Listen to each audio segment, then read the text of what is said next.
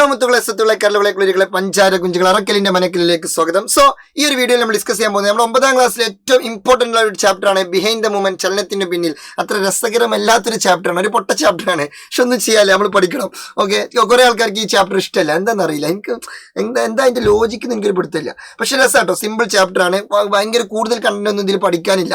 അപ്പൊ ഈ ചാപ്റ്ററിൽ വളരെ ഇമ്പോർട്ടന്റ് ആയ ഒരു ടോപ്പിക് ആണെന്ത്, ബോഡി മൂവ്മെന്റ്സ് ഇൻ ഹ്യൂമൻസ്, മനുഷ്യ ശരീരത്തിലെ ചലനങ്ങൾ. ഓക്കെ, മനുഷ്യ ശരീരത്തിലെ ചലനങ്ങൾ 5 ടൈപ്പാണ്. 5 ടൈപ്പ് ഏതൊക്കെയാണെന്ന് ചോദിച്ചാൽ, ഒന്ന് കോശദ്രവ്യ ചലനം അഥവാ സൈറ്റോപ്ലാസ്മിക് സ്ട്രീമിങ്. സ്വാഭാവികമായിട്ട് എവിടെയായിരിക്കും? സൈറ്റോപ്ലാസത്തിലായിരിക്കും, കോശദ്രവ്യത്തിലായിരിക്കും, വലിയ പണിയില്ല. 2 സ്യൂഡോപോഡിയൽ ചലനം അഥവാ സ്യൂഡോപോഡിയ മൂവ്മെന്റ്. അപ്പൊ അതിന്റെ പ്രത്യേകത എന്തായിരിക്കും?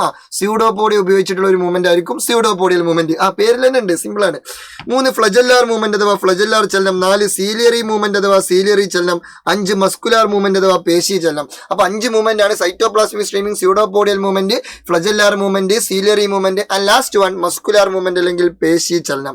ഓരോന്നും ഡീറ്റെയിൽ ആയിട്ട് പഠിക്കാം. ഒന്ന് സൈറ്റോപ്ലാസ്മിക് സ്ട്രീമിംഗ് അഥവാ കോശദ്രവ്യ ചലനം. വളരെ സിമ്പിൾ ആണ്. അതായത് ഇപ്പോൾ ഫോർ എക്സാമ്പിൾ ഇതൊരു കോശമാണെന്ന് വിചാരിക്കുക. ആ കോശത്തിന്റെ നടുവിൽ എന്തുണ്ടാവും? ഒരു ന്യൂക്ലിയസ് ഉണ്ടാവും. അതിന് ചുറ്റുമുള്ള ഈ ബാക്കിയുള്ള സെൽ ഉണ്ടല്ലോ, അതാണ് എന്ത്? സൈറ്റോപ്ലാസം അല്ലെങ്കിൽ കോശദ്രവ്യം. ഈ കോശദ്രവ്യത്തിൽ ഓരോ സബ്സ്റ്റൻസിനും അങ്ങോട്ടും ഇങ്ങോട്ടും എങ്ങോട്ടെങ്കിലും ഒക്കെ മൂവ് ചെയ്യേണ്ടി വരില്ലേ? സ്വാഭാവികം. കോശദ്രവ്യത്തിന്റെ ഉള്ളിൽ ഓരോ സബ്സ്റ്റൻസിനും അങ്ങോട്ടും ഇങ്ങോട്ടൊക്കെ മൂവ് ചെയ്യേണ്ടി വരും. ആ മൂവ്മെന്റ് ആണ് എന്ത്? സൈറ്റോപ്ലാസ്മിക് സ്ട്രീമിംഗ് അല്ലെങ്കിൽ കോശദ്രവ്യ ചലനം. അത് സൈറ്റോപ്ലാസത്തിന്റെ ഇടയിൽ സബ്സ്റ്റൻസിന് അങ്ങോട്ടും ഇങ്ങോട്ടും മൂവ് ചെയ്യേണ്ടി വരും. ആ മൂവ്മെന്റ് ആണ് എന്ത്? Cytoplasmic streaming. Helps to distribute the substance throughout the cytoplasm. സൈറ്റോപ്ലാസത്തിലുടനീളം, കോശദ്രവ്യത്തിലുടനീളം സബ്സ്റ്റൻസിനെ, പദാർത്ഥങ്ങളെ വിതരണം ചെയ്യുന്ന പരിപാടിയാണ് എന്ത്? കോശദ്രവ്യ ചലനം. ആ ഒരു മൂവ്മെന്റ് ആണ് എന്ത്? കോശദ്രവ്യ ചലനം. വളരെ സിമ്പിൾ ആണ്. അടുത്തത് സ്യൂഡോപോഡിയൽ മൂവ്മെന്റ്. സ്യൂഡോപോഡിയൽ മൂവ്മെന്റ് വളരെ സിമ്പിൾ ആണ്. അതായത് നിങ്ങൾ WBC എന്ന് കേട്ടിട്ടുണ്ടാവും. RBC, WBC, platelet. Circulatory system പഠിക്കുമ്പോൾ അവിടെ പഠിക്കുന്നുണ്ട് വെളുത്ത രക്തകോശങ്ങള്, ചുവന്ന രക്തകോശങ്ങള്, പിന്നെ പ്ലേറ്റ്ലെറ്റുകൾ. അതിൽ വെളുത്ത രക്തകോശം എന്തിനെ സഹായിക്കാം? WBC ഡിഫൻസിന് സഹായിക്കും. ഓക്കെ, പ്രതിരോധത്തിന് സഹായിക്കും. അതിൽ WBC ഉണ്ടല്ലോ, ഈ WBCക്ക് ഒരു പ്രത്യേക ഭാഗമുണ്ട്. ആ പ്രത്യേക ഭാഗത്തിനെ വിളിക്കുന്ന പേരാണെന്ത്? സ്യൂഡോപോഡിയ. എന്ത് പോഡിയ? സ്യൂഡോപോഡിയ. മലയാളത്തിൽ അതിന് കപടപാദം എന്നാണ് പറയാ, കപടപാദം. ഓക്കെ, ഈ കപടപാദം വെച്ചിട്ടാണ് ആര് മൂവ് ചെയ്യുക? ഈ WBCകൾ മൂവ് ചെയ്യുക. WBCകളുടെ പണി എന്താണ്? ഡിഫൻസ് ആണ്. അപ്പൊ ശരീരത്തിലെ രോഗപ്രതിരോധത്തിന് വേണ്ടിയിട്ട് ഓരോ ഭാഗത്തോട്ട് ഇങ്ങനെ മൂവ് ചെയ്യേണ്ടി വരും. അപ്പൊ അങ്ങോട്ടേക്ക് എങ്ങനെ പോകാന്ന് ചോദിച്ചാൽ ഈ സ്യൂഡോപോഡിയ ഉപയോഗിച്ചിട്ടാണ് ഇത് മൂവ് ചെയ്യുക. ഓക്കെ, അപ്പൊ pseudopodia in white blood cells. White blood സെൽസിലെ സ്യൂഡോപോഡിയ എന്ത് ചെയ്യുന്നു? Helps in locomotion and defence. ഇതിനെ പ്രതിരോധത്തിനും സഞ്ചാരത്തിനും സഹായിക്കുന്നു. ആ സഞ്ചാരമാണ് എന്ത്? Pseudopodial movement. അഥവാ WBC സ്യൂഡോപോഡിയ ഉപയോഗിച്ചിട്ട് മൂവ് ചെയ്യുന്നു. That's not a pseudopodial movement. അപ്പൊ ഇത് എവിടെ നടക്കാന്ന് ചോദിച്ചാൽ ഇത് WBCയിലാണ് നടക്കുക. വെളുത്ത രക്തകോശം അല്ലെങ്കിൽ ശ്വേതരക്താണുവിലാണ് ഇത് നടക്കുക. അപ്പൊ അത് കഴിഞ്ഞു. ഇനി അടുത്തത് ഫ്ലജല്ലാർ മൂവ്മെന്റ്. ഭയങ്കര സിമ്പിൾ. ഫ്ലജല്ലാർ മൂവ്മെന്റിന് ഉദാഹരണം എന്താണ്? Movement of sperms. സ്പേമിന്റെ മൂവ്മെന്റ്, പുംബീജങ്ങളുടെ ചലനം. അതായത് സ്പേംസിന് എങ്ങോട്ട് എത്തണം? ഓവത്തിന്റെ അടുത്ത് എത്തണം. നാളെ കണ്ടുമുട്ടി കൂടിച്ചേർന്നിട്ട് എന്തുണ്ടാവുള്ളൂ? സൈഗോട്ട് ഉണ്ടാവുള്ളൂ. അതൊക്കെ നിങ്ങൾക്ക് അറിയുമെന്ന് ഞാൻ വിശ്വസിക്കുന്നു. അപ്പൊ പോട്ടെ. അപ്പോൾ ഈ സ്പേംസിന് എന്ത് ചെയ്യണം? ഓവത്തിന്റെ അടുത്തേക്ക് എത്തണം, വേഗം പോകണം. കാരണം മില്യൺസ് ഓഫ് സ്പേംസ് എന്ത് ചെയ്യുന്നു? ഓവത്തിന്റെ അടുത്തേക്ക് പോകുന്നു. പക്ഷെ അതിൽ ആകെ ഒരാൾക്ക് മാത്രമേ ഓവമായിട്ട് കണ്ടുമുട്ടി കൂടിച്ചേരാൻ പറ്റുള്ളൂ. അപ്പൊ ആദ്യം എത്തിനാളെ രക്ഷപ്പെടുള്ളൂ. അപ്പൊ ആദ്യം എത്താൻ വേണ്ടിയിട്ട് ഇവർ വേഗം മൂവ് ചെയ്യും. ആ മൂവ്മെന്റ് ആണ് എന്ത്?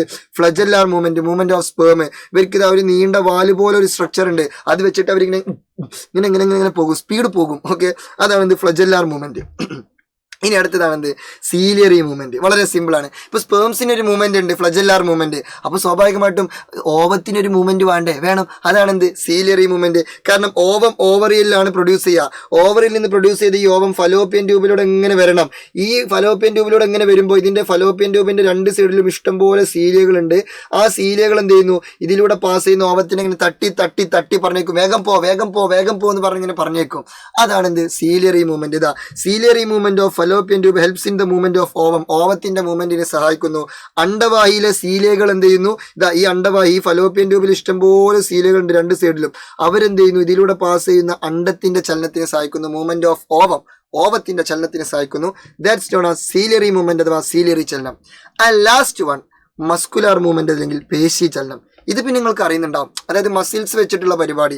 Contraction and relaxation of the muscles helps in different movements. പേശികളുടെ സങ്കോചവും പൂർവ്വസ്ഥിതി പ്രാപിക്കലും. അതായത് പേശികൾ കോൺട്രാക്ട് ചെയ്യുന്നതും പൂർവ്വസ്ഥിതി പ്രാപിക്കുക എന്ന് പറഞ്ഞാൽ അത് റിലാക്സ് ആവുക. ആ പേശികളുടെ കോൺട്രാക്ഷനും അതുപോലെ തന്നെ അതിന്റെ റിലാക്സേഷനും നമ്മൾ എന്ത് ചെയ്യുന്നുണ്ട്? പലതരത്തിലുള്ള ചലനങ്ങൾക്ക് സഹായിക്കുന്നുണ്ട്. നമ്മൾ ഓടാൻ സഹായിക്കുന്നു, നടക്കാൻ സഹായിക്കുന്നു, ചാടാൻ സഹായിക്കുന്നു, നീന്താൻ സഹായിക്കുന്നു, സൈക്കിൾ ഓട്ടാൻ സഹായിക്കുന്നു, വണ്ടി ഓട്ടാൻ സഹായിക്കുന്നു. അങ്ങനെ പല പരിപാടികൾക്ക് സഹായിക്കുന്നുണ്ട്. ഈ മസിൽസ് സഹായിക്കുന്നുണ്ട്. അപ്പൊ ആ മസിൽസിന്റെ കൃത്യമായ നടക്കാനുള്ള കോൺട്രാക്ഷനും റിലാക്സേഷനും ആണ് എന്ത് ചെയ്യുന്നത്, ആക്ച്വലി ഇതിനെ എന്ത് ചെയ്യുന്നത്, സ്മൂത്ത് ആയിട്ട് നടക്കാൻ സഹായിക്കുന്നത്. That's movement is known as muscular movement അല്ലെങ്കിൽ പേശി ചലനം. ഇങ്ങനെ 5 ടൈപ്പ് മൂവ്മെന്റ് ആണ് നമുക്ക് ഈ ഒരു ചാപ്റ്ററിൽ പഠിക്കാനുള്ളത്.